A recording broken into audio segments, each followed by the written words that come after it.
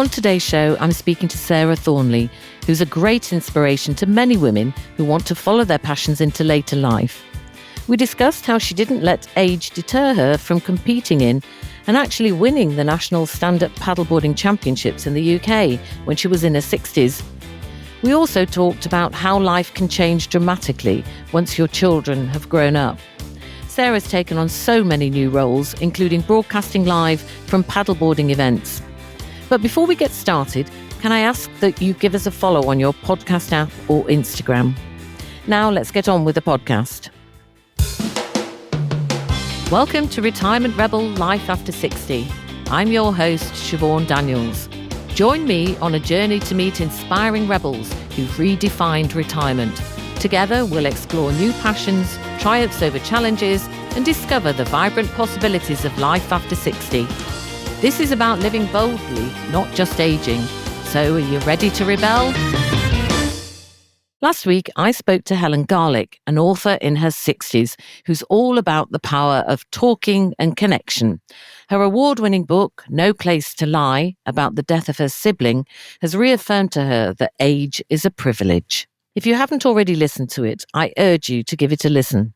Good morning to you. Good morning, Siobhan. Thank you so much for having me. This is really exciting. I'm excited for you. Oh, thank you. Well, I was just determined to have a platform where women in the 60s could talk about and celebrate being in our 60s. And you just sprang to mind because I've spoken to you, a couple of years ago now when I did a few Instagram lives, didn't I? Yes, you did. And I think it's you've got a great platform. And bring on those women of a certain age.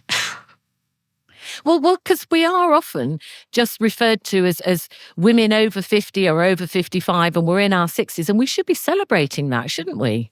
We should really be celebrating whatever age we are. But as you say, to have that sort of cut-off point of once you reach, 55, that you're just this mass of an age. And we're not. You look at sports people or anybody in their 50s, 60s, 70s, 80s, more these days. Every age should be celebrated. So quite right. Well, thank you. Well, we'll get on to that. But first of all, just tell me a little bit about yourself, your background. Where did you grow up?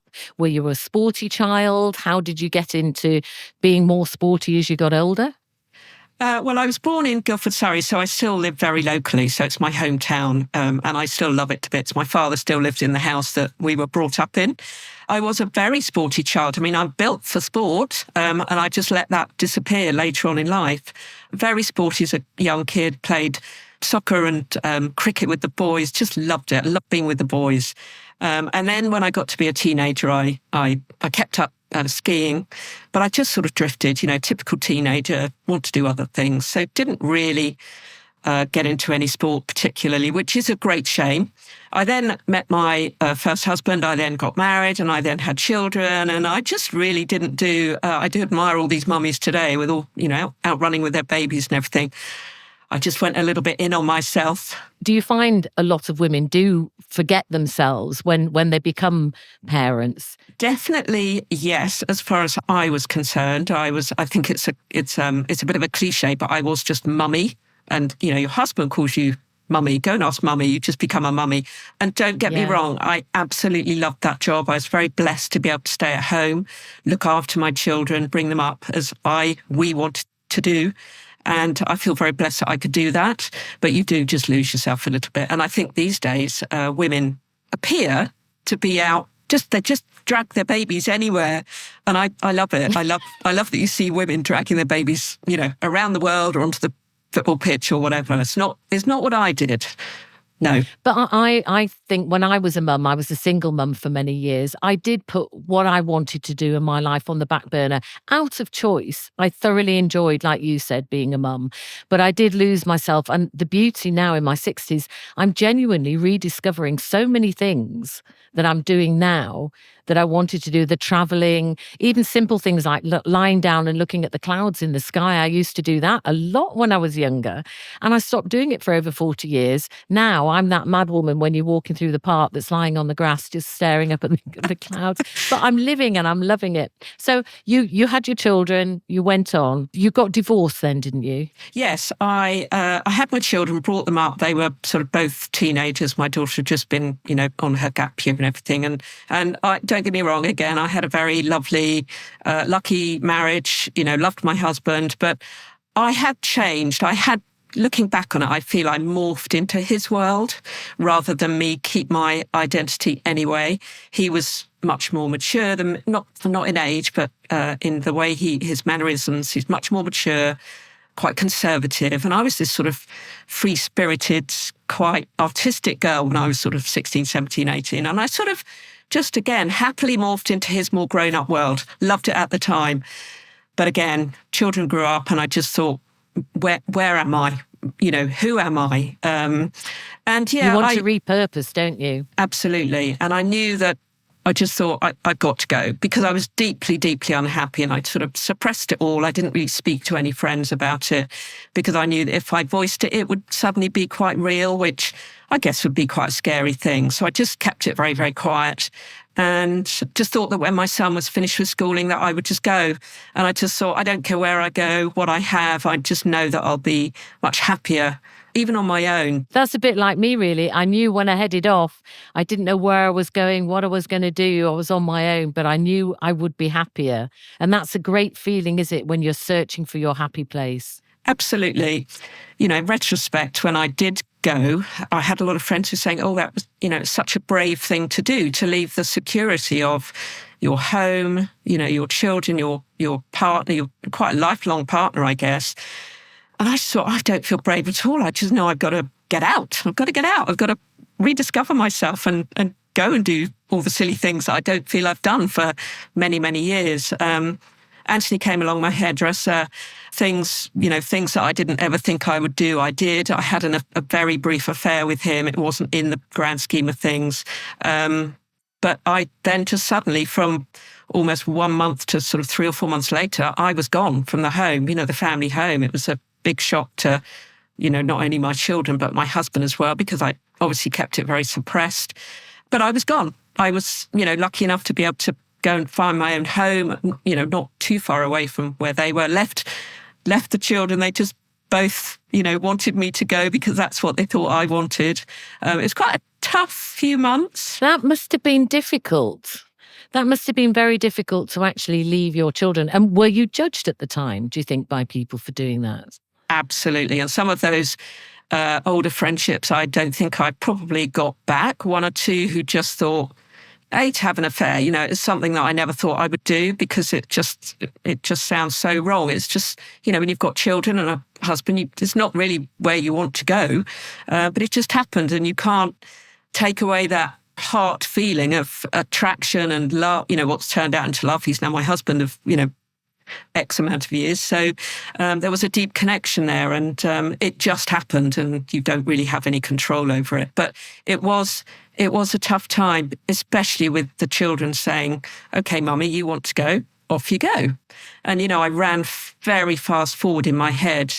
What will happen when they get married? Will I be able to come to their wedding? What if they have children? Will I be able to see their children? You have this sort of crazy head that goes on that you instantly worry is what will the future hold? But the future holds for me much better than that because my children were brought up well between me and my husband and they came around really quickly and they absolutely adore Anthony and they're just both very sort of grounded, pretty amazing kids actually. Do you think a lot of women stay in relationships, unhappy relationships, because they feel they'll be judged in society and because they feel that they've lost a sense of who they are and what they want in life? And you were lucky to be able to take that leap of faith. I think so. I think a lot of women, and I know personally people who have stayed. I know, I got those friends. And I think that's incredibly sad, knowing what has happened to me since I left and how I've grown and blossomed and always feel like this is the best time of my life. I think that's really sad. But, you might not have the opportunities. You might not have the opportunities financially.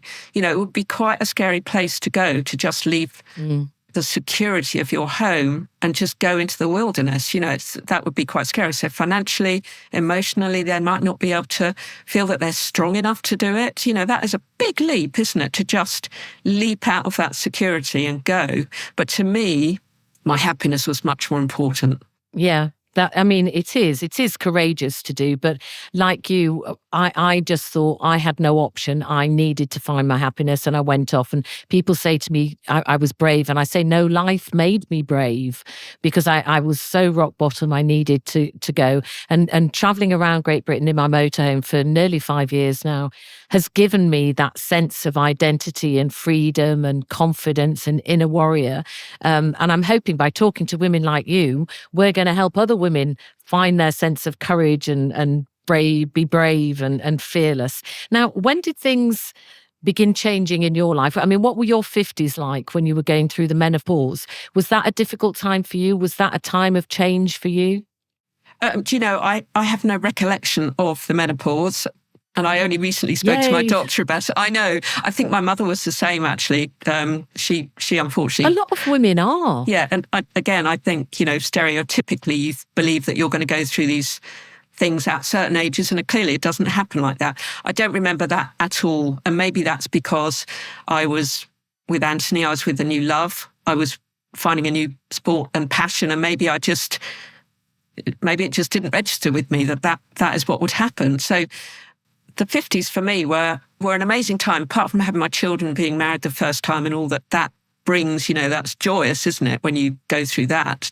But for me, this has been, I guess it's just been quite life-changing and life-affirming, and I found my voice, and I just absolutely love what I do. And so I think the 50s has been fab for me. You found your sport, you said there. You found your passion. And that's what I'm all about. As people age, it doesn't mean that you forget things. You can actually rediscover things or find your passions. Tell me about what happened with you and how you discovered SUP and how old you were when it happened. Because you're still rediscovering aspects of it now, aren't you, in your 60s? Oh, yeah. So I found stand-up paddleboarding. A good friend of mine was doing it, and I was very intrigued by it. Because I just hadn't been sporty. I've been to the gym all the time. That was something that I did on a regular basis. So that's what I loved. I loved sort of strength work. But I didn't have a sport. I rode for 5 years with my daughter. That was lovely, but that then passed. And I was watching a friend. I was just intrigued. So I went and had a go, had a lesson, and loved it. Absolutely loved it. How old were you at this time? So I was 52. Anthony and I got married, having been together for, a few years. We decided to get married. We went to Dahab in Egypt, and I tried it again, and I just loved it. I just felt that it was, that I'd sort of clicked with it. Winter came, and obviously being a newbie, I just thought, why on earth would people want to paddle in the winter? It looks grim.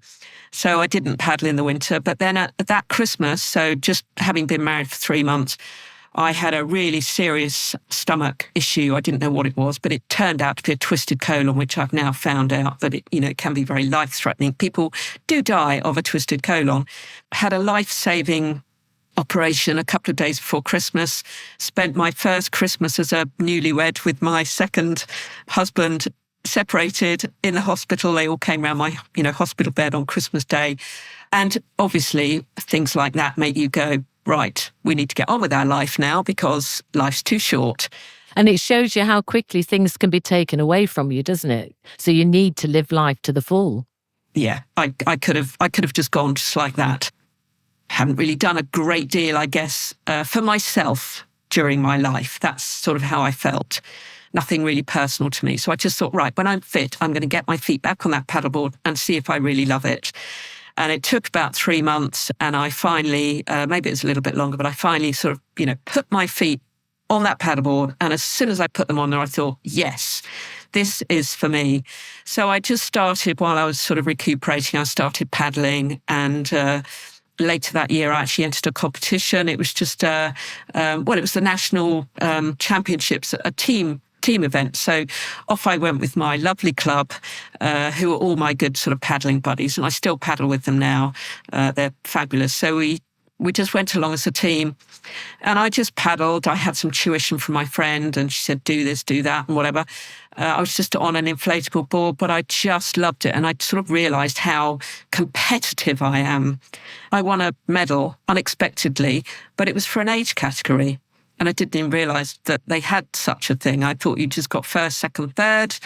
You know, if I hadn't have got that age category prize, and maybe it was just all the youngsters that got the prize because they were the fastest, perhaps, it may not have meant so much to me. But the fact is I got a prize because of my age and I felt delighted. Were you one of the oldest people paddleboarding then? Did you feel that you were too old to do it, or did you feel that it was exceptional that you were that age doing it? I didn't feel too old to do it. I'd never really felt my age. So I was just one of the numbers, basically. But when I stood on the podium with another couple of ladies who were older than me, I just thought, oh, this is pretty cool to win a prize at this age. It's sort of really good recognition of you being able to do something against other people in your age category, which is sort of 10-year age category. And I thought it was really cool to win that. Because it's also, as you get older and when you're in your 50s and 60s and 70s and you don't think necessarily of competing in things, you think, well, you've passed your prime, leave it to the young people. And I think it's great to see more and more categories, older categories in various sports being celebrated. Absolutely. And we do have within the, especially the GB Sub National Series, which is our sort of homegrown national series, we do have age categories. We have up to sort of 39, then up to 49, up to 59 and beyond. And I would love to get them to a beyond. I mean, if I went racing again, I could be racing at 70, you know, I could be getting that gong, you know, which would be amazing. That would be fabulous. But like you just mentioned there, though, it kind of goes 30s, 40s, 50s and beyond. And we're all corralled into this kind of 50 plus. One of the main reasons why I started this podcast, I wanted women in their 60s to sort of talk about, celebrate the highs and lows of being in our 60s. And it's important, isn't it, that we see the numbers 60 and 70 and that there are maybe those categories. Although we all age differently, we're all individual, but there's something nice to be in the gang of the people that are in the 60s, I feel. Yes, and I think you're absolutely right. And it's interesting how people think about it. Some people say, oh, I'll never do age categories. Why would I want to do that? And then when they reach that age and they realise that they cannot maybe compete against the 20-year-olds, they might think about it. And I think it's great. There was a wonderful lady I met called Barbara from the United States, and I went up to watch the VAR Championships, the World Championships held at Eton Dorney this last year. And that is like outrigger canoe. So think Hawaii 5-0. And she was 80-something. Oh, brilliant. And she had pushed. They're very good at recognising all age categories in that discipline because it's got such history. And she was pushing for there to be an 80-plus category. And she got it. She was amazing. Oh, I absolutely love women like that. That's what we need. We need to celebrate more women. And there are loads of us out there doing unique things and trying to be pioneering and champion for older women. And what I find interesting is that it's almost like you have to think, oh, I can't compete anymore. But when you see these categories, there's a lot of women that want to keep competing, aren't there? There are a lot of entrants for the various sports in those 60s, 70s, 80s. So there is a call for it. I don't know why we don't do more. Yeah, I mean, maybe it's the practicalities of giving out so many medals because it can be very time consuming. I've been there when they've been giving out, you know, age categories for, 40-foot, 12-foot 6, inflatable. And then they've got all, 5 age categories. It takes forever. But, equally, I'm going to blow my own trumpet a little bit here. So when I did win the national championship, so I raced for 5 years and just slowly got better and better. I was doing many, many races. I was doing running, cycling. So I was really fitter than I'd ever been, actually, in my life. I won the UK national championships, but I didn't win it in my age category. I won it overall. So I did actually beat. So at 58, I beat the youngsters. And again, at that time, I was just very pleased to have won it. I was competitive. I was really trying very hard to win it. I won it. That is amazing. Yeah, I think it was actually. It's only later on that I thought, oh, actually, that was pretty good. because it wasn't just an age category thing. I actually won the whole thing. And don't get me wrong, there weren't hundreds of competitors in that field, but I won it against some really tough women who I'd wanted to beat. You know, there was one, Christine, and she was just ruling the roost of that particular class. And between us, you know, we had a bit of luck. She had a bit of bad luck, and I beat her. And I never ever thought that would happen. Did you ever face any ageism in the sport? Did you ever get people almost looking at you and dismissing you? Oh, well, we'll beat her because she's, you know, nearly 60. No, I don't believe I did, or certainly I didn't recognise it. Someone said to me late last year on the beach, and it was a young man, and I was talking about, and I'm not sure this is ageism, but it was an interesting comment, and I have to repeat it. I was talking about when I won, and you know the fact that I had won, and he said, "Oh, but there was no one who was any good at that time." And I was quite horrified by that, and I thought, "Oh, that's actually quite rude. That's quite rude to me. And that's very rude to the other people who were racing at the time, because they were amazing, you know." And it almost sort of... No, that is very rude. Bit naughty. Bit of a young upstart. And I won't give his name out. Did you feel that you were flying the flag for the older woman at that time? Or were you just being you competing in a sport? I was just being me competing in a sport. As I said, I didn't really see myself as any age in particular, but it's only now when I look back and I think, oh, I really wish I'd appreciated that at that time, because I would have been all over that on social media and really flying the flag for women who are getting older and competing. And now, you know, thanks to a good friend of mine who's really sort of poked me and, you know, sort of made me appreciate what I did, I'm now quite happy and confident to tell people what I did, because I think it's that is quite incredible to do that, you know, to beat not just my age category, but the youngsters as well. Well, when I read about it, that's one of the main reasons that I wanted you to come on here, because I thought, you know, we need more examples of women that are achieving these things. When you were approaching 60 then, were you nervous about being 60? Did it bother you or not bother you at all about being 60? And did your life change at all, or your attitude change once you hit your 60s? I've always tried not to let any age birthday affect me. And in our house and in our previous homes and, you know, parents and children, we've always said it's just another day. Try to make like Christmas. Don't get worked up about Christmas Day. If you can't see someone, it's just another day. And that's how I've sort of been about my age. But I do remember feeling slightly twitchy about being 60, but not in a big way, because, you know, I was still doing things, having started up Sup Junkie and having been writing, you know, for magazines and just appearing on podcasts like yourselves and talking to Joe and just thinking it's better now. You know, it's always getting better. So why should I be worried about getting older? You know, I'm nearly knocking on 65 now, so that'll be the next sort of little twitchy moment. But I just think as long as you're healthy and fit, and I'm probably my least healthy actually at the moment. Yeah, I need to get off my backside and do some exercise and whatever. But tried never to let it worry me. And that is quite freeing, isn't it? Yeah, I find it very liberating. I find the more I'm getting into my 60s, like you, I'll be 65 next. The more I've got my voice and my confidence and my inner warrior, and the more I'm learning so much more in life. I seem to be absorbing so much more. My life was too frenetic before to really take note of what was going on. And I love my 60s.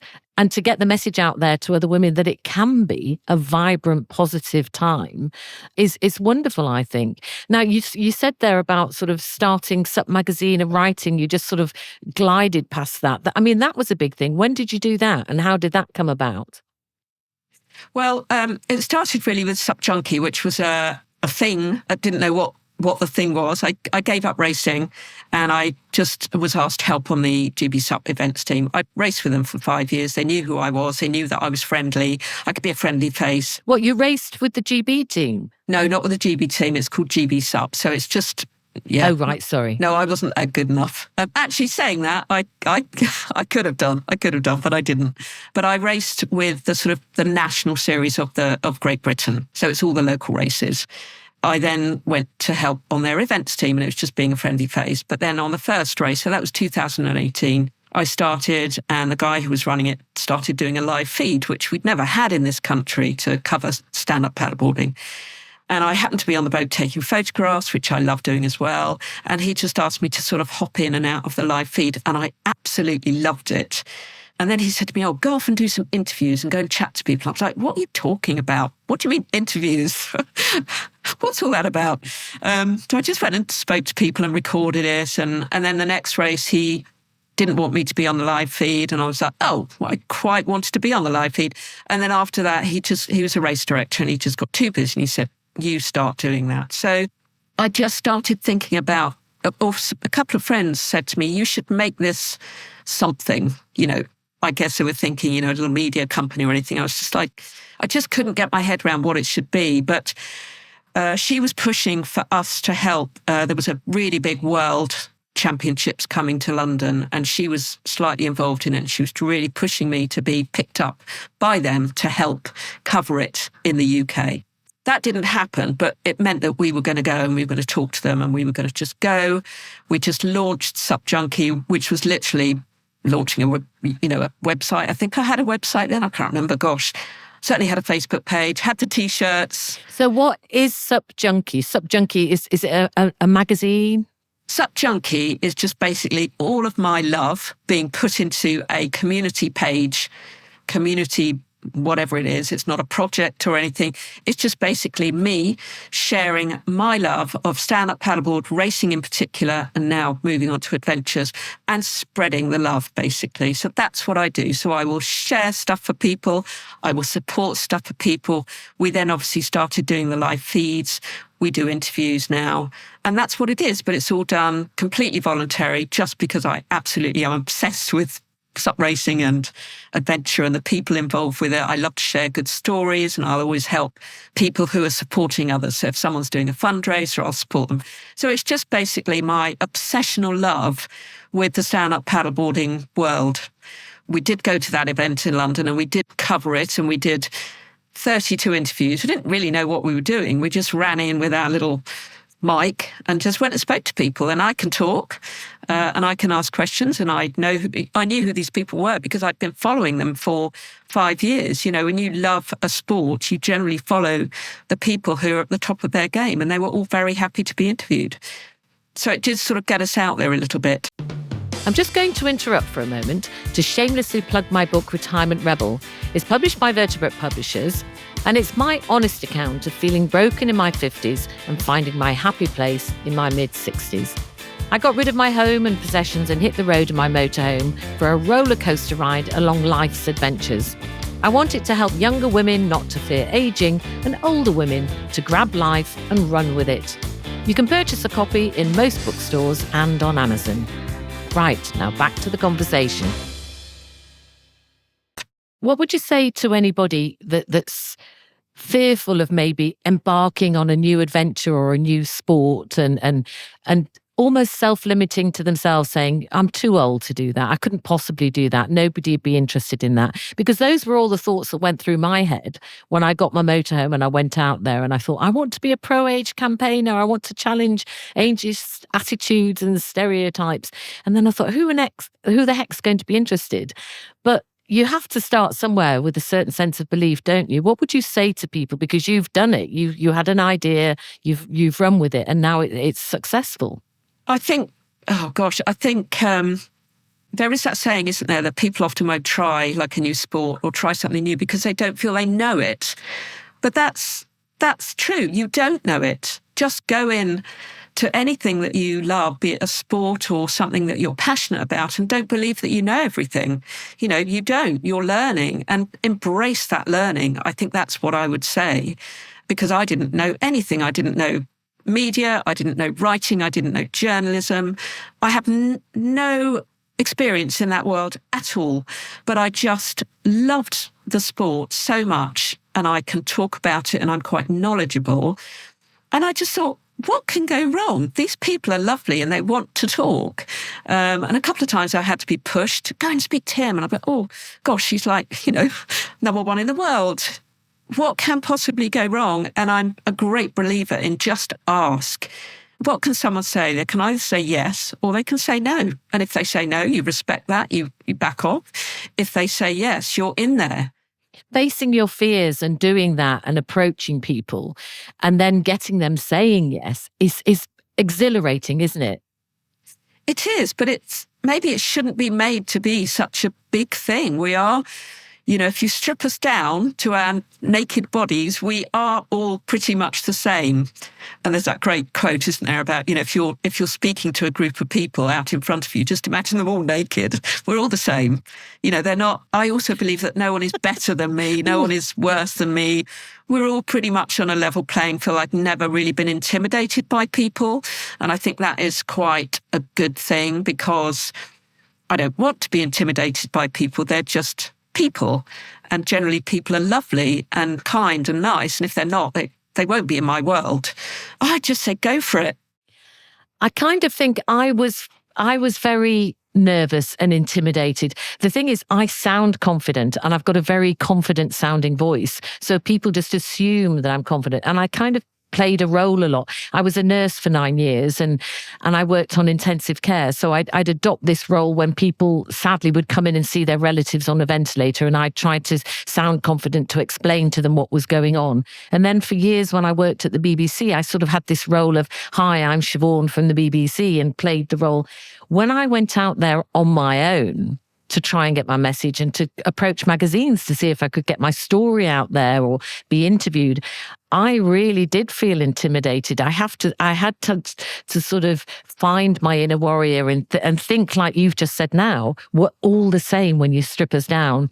And I do feel that the more I've gone on in my 60s, the more like you, I've got that confidence now to just approach people. I do it nicely and I'm kind. And if they say yes, I'm so thrilled. And if they say no, I think, well, that's fine. Just move on to the next person. But I have had to face fears and talk to myself and say, don't be silly, Siobhan, go and ask. Because if you don't ask, you'll never be able to do it. I think you're, what you did, Siobhan, is pretty amazing. And I think if I gave up everything and drove off in a motorhome, I'd probably have exactly the same fears as you. It's a huge, huge thing to be able to do it. And obviously you've got used to it and you're used to that life now, and that's made you more confident. But I think we've got to appreciate that the older we get, generally, the more confident we become. I used to see older people, like much older people, a bit like my father, they'll just say anything like, oh, you can't say that. That sounds quite rude. But actually, they're just speaking their mind. They're fed up with pussyfooting around, with being, I don't know. They're just honest. And that is the joy, isn't it, of getting older. You can just be honest with people. Sometimes people will say, oh, I don't want to go to that party, but I don't know what to say. And I just say you don't want to go. That's all you have to say. You don't have to give an excuse. You just have to say, I don't want to go. And hopefully that friend or person will just respect that and go, they don't want to come. They don't have to give me an excuse. No is a complete sentence. That's another one of my favourite quotes. No is a complete sentence. Oh, I like that. You've got another quote that I liked. I can't remember what it was now when I was... what you think of me is none of my business. Is that right? Yeah, absolutely. So I really don't... obviously I want people to like me. I want people to like what I do. And the majority of them do. There are one or two who just can't get their head around it. That's fine. I'm not their friend. But what people think of me really is not any of my business. I don't want it to get in my head. I just want me to just be able to live my life by just being me and just doing what I want to do. Life really is too short to be not wanting to do what you want to do. Don't let other people's thoughts of you and their perceptions of you stop you doing what you really, really want to do. It's your life, I think there are situations in life, though, where people self-limit themselves and stop themselves from doing things. But do you think that society in general is ageist, and it is people, even though they get more confident when they get older, the way that the perceptions of how you age stops you from being able to age the way that you want? Definitely. We've all seen the photographs, haven't we, of the 50, 60 plus, the little line drawings of the little wizened old lady at 60 plus. We're all horrified because that's really not not how we look anymore. So I do believe, I mean, we are getting there, aren't we? We are getting there with, models. What I love to see is a model of shape, size, colour, age, anything. She can be a model. It doesn't have to be, that stereotypical anymore. Hopeful that those things are changing, but I still think we have a little way to go. Do you think we have to re-educate ourselves about what it means to be old? And try and grasp the positives of being old. I mean, I constantly say, when I hear people say, oh, I'm young at heart, I know exactly what they're trying to relay by saying that. But I have to be careful how I say it, because my daughter rolls her eyes when I start doing this. But I say, no, I'm not young at heart. I'm old at heart. I'm old. And I don't need to add in a young to say I feel good. Old can be good too. I'm old at heart. And we feel, or I don't look younger than I am. What you're trying to say is I look good. I am old. This is what 64 looks like. Yeah, I think that's a really good point, actually, because we do want to say we're young at heart. I think my age is just almost nothing. My age is nothing. So, but I love that. I love that you're old at heart. I think that's a really lovely sort of positive way to look at it, really, because you and I, we really don't want to be the bland skin, 20-year-old. We don't want to be that person anymore. No. I don't want to look like that person anymore. And I don't want to be that person anymore, because who I am now is actually the best version of myself. So I think that's really lovely. I'm gonna use that. Thank you, Siobhan. Old at Good. heart. And that's what I think. I think when we're talking to each other and we're having discussions like this, and hopefully somebody listening to this podcast will think, yeah, I'm going to start saying that, old at heart. And the more it'll just permeate into the way that we talk. It's like that when people say, oh, you look good for your age. Just knock off the for your age, please. Just say you look good, because it doesn't matter how old. It's because they've got preconceived ideas of how they think somebody who's 64 looks or behaves. And I think gradually people like you and I and all the amazing women that I'm going to be talking to on this podcast will be able to just shake it up a bit and get us to think differently. And maybe, when people say, can you wear this at 60 odd? Can you do this at 60 odd? We can just show by example that we're doing it regardless of what anybody thinks and what society thinks. And we're not the only ones doing it. There's an awful lot of us doing it. Yeah, absolutely. And maybe when I say that I won my national championship at age 58, I won't say anything more. That's it. I won. Yeah. Not, I was quite old when I won it. No, I just won it. No, but you can also, I was old when I won it. Not I was old and it's like something negative to have been old when you did it. It's just, I was old and I won the national championships. And it's showing people that, we're doing things when we're old. We're doing the normal things when we're old. We're not, yes, if your body's letting you down, or if you don't have enough money to do the kind of long adventures that you want to do, there's all things that get in the way. But predominantly, we're living life the best way that we can. And that's what, as a pro-age campaigner, and by doing this podcast, I'm trying to do is say, let's age as positively as we can. Let's have our adventures. Let's not self-limit. Let's find out what's out there for us getting old. And you're a great example of that. You've gone and you just keep finding more and more things to do. Life's too short. I need to claw away at all the lovely things that I'm doing. And yes, it has got better. And maybe, there are limitations, aren't there, Siobhan, at any age? You could be limited by the fact that you're 20 because you don't have that spare cash. You don't have the time. You might be in a relationship or be having babies. You won't have that. So there are limitations all throughout our life, but they seem to be all being lumped at the end, or 50, 55 plus. Yeah. Suddenly you've got all these limitations. Actually, we might not. We might have a bit of spare cash. We might have more time, because I went traveling for the first time around the world, 6 months backpacking when I was 50. I'd never been before. I'd never done that. I went to Bali, I went to Thailand, Australia, New Zealand, and it probably meant much more to me then than it would have done if I was 18. because I wasn't drunk every You're night. talking from my hymn sheet. That's exactly what I did as I was approaching 60. I took a gap year from work. My daughter went off to university. I'd had years of being a single mother looking after her. So I thought, right, this is my time. And I packed a rucksack and headed off around the world. I went to Thailand, Thailand, Laos, Cambodia, Vietnam, Australia, New Zealand, Fiji, and then went over to South America and did Brazil, Argentina, Bolivia and Peru, and then came back and went to work again. Amazing. But it does open your eyes to adventures. So you did it about the same time as me, and now we're doing adventures. But what would you say to anybody, approaching 60 or in their 60s? What are the highlights of being in your 60s? I know we don't talk about sort of necessarily age, but I want to highlight being in your 60s, the positives of it. Oh gosh, it's a great question. Just be yourself. And I think you will be growing into being yourself anyway, because at this age, you do generally find that you can just be more honest. It's like you're being freed up. You can be more honest. You can be outspoken as long as you're kind.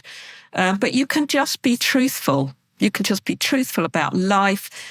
Again, about how you feel, about how you are. When you're a bit younger, you might not want to let people know how you are feeling deeply. But now I can absolutely share my emotions with whoever's around, actually, be they male or female. I'm not sobbing all the time, but, you have that freedom to just express yourself. I just think embrace going into this age, because it is a wonderful, wonderful journey. And it's been, it is my best time, my 50s, 60s, and long may it carry on, because I'm having a ball. I'm doing things that I never, ever did as a young person. And how would it have been different if I'd done these things as a young person? I'm not sure it would have. Well, I probably would have hopefully built this massive business, but would that have been great? Because again, what I'm doing now, I can let it go at any time again. And that's that freedom, because it's not my job. It's just something that I love. You could just stop tomorrow, couldn't you, if you really wanted to? And again, that's lovely. Yeah, that's what I love about this, is that I choose to do this. And I choose to do this to try and help other women find the joy in life that I've found in my 60s. But if you were talking to your younger self about being in your 60s, would you have thought that your 60s would be like they are now when you were younger? And what advice would you give to a younger person? I don't think I thought my 60s would be like this at all. I thought I would be happier because I was out of my first marriage, and I was quite, as I said earlier, I was quite deeply unhappy there. So I thought I'd be happier. I think I thought I'd be probably living down by the sea. I didn't realize I'd find a sport, and that it would take me on this journey, and that I would be at my fittest that I'd ever been. So I think I'd be telling my 20-something, hang on, girl, it's going to be good. It's going to be a good ride later on. Don't be scared. Don't be scared. Don't believe that you're going to be on a downward spiral, because I think these days we're all going to be on an upward spiral, and we're going to find things that we love and we enjoy. And I think be ready for the ride, 55, 60 plus, definitely. Oh, I love that. Be ready for the ride, 60 plus. I love that. I'm going to use that. Now, I ask all my guests one question at the end of the podcast. And as a retirement rebel, I've been rebellious quite a lot in my life. And now I'm really a retirement rebel is sort of what I am, an unashamedly rebellious person. And I want to ask you, when was the last time that you felt rebellious? Well, to truly feel rebellious is probably a little while ago, and it's probably when I left my first husband and I was with Anthony. And he's a younger man, and I just did everything probably that I had never done in my teenage years. I didn't go to uni. I didn't have that experience. I literally went from, my mother's bosom to my first marriage, being quite conservative. And I tried everything. I smoked, I drank, I did everything possible. Very quickly realised that none of that was for me. I guess I wasn't doing it on purpose. I just did it because it's like freedom. I suddenly had this freedom. But I sort of feel in a way that I'm being a rebel every day of my life, because I'm doing stuff that I never ever thought that I would be doing, and I absolutely love it all. I know that it brings a lot of joy to a lot of people, me sharing all my stuff, be it all sup-related. And it's just lovely to be part of a fabulous community as well. That's brilliant. And may you continue to be as rebellious as you can and find all the joy in life. And it's been absolutely lovely talking to you. It's been a real pleasure, Sarah. Thank you very much. Thank you so much, Siobhan. It's been a real joy to talk to you, and I'm always inspired by you. So it's been a pleasure, and let's hope we can get these women feeling rebellious.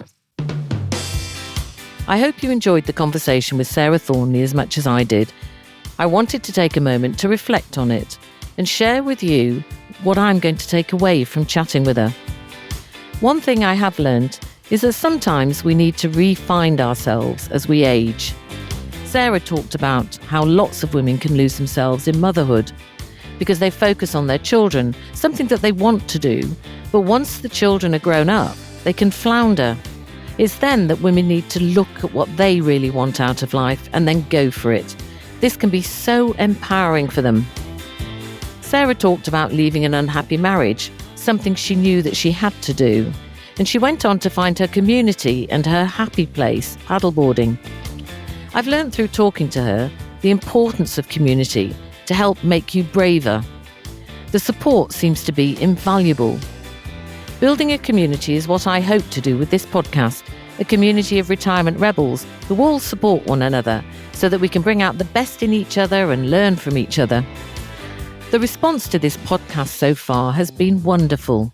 Women have contacted me to open up about their lives, both the good bits and the bad bits of getting older and hitting their 60s. So please do get in touch, especially if you have a great inspiring tale to tell. You can contact me via my website, retirementrebel.co.uk, so that we can connect and keep the conversations going. My mission is for women in their 60s to get their voices heard and for them to be seen. We're not going to fade into the background. Next week, I'll catch up with the wonderful Susie Grant, aka Alternative Aging, on the podcast. She talks about life in the 80s when she worked at Capital Radio. We also discussed how the death of her mother in her 60s was a wake-up call for her. Thank you so much for joining me on today's Retirement Rebel Life After 60. I'm truly grateful for your time and your willingness to embark on this journey with me. If today's conversation sparks something within you, or if you've your own rebel story to share, I'd love to hear from you. Please reach out through our social media channels or email, and let's keep the conversation going. Email us on podcast@retirementrebel.co.uk. And remember, if you found value in our time together today, consider sharing this episode with a friend who might also enjoy and benefit from our Retirement Rebel community. Spreading the word helps us grow and continue to challenge the narrative around life after 60. All of our details can be found on retirementrebel.co.uk. Retirement Rebel Life After 60 is written and hosted by me, Siobhan Daniels, and produced by the incredibly talented Matt Cheney. Join me again next week for another episode. Until then, keep embracing your inner rebel and living life to the fullest. Bye for now.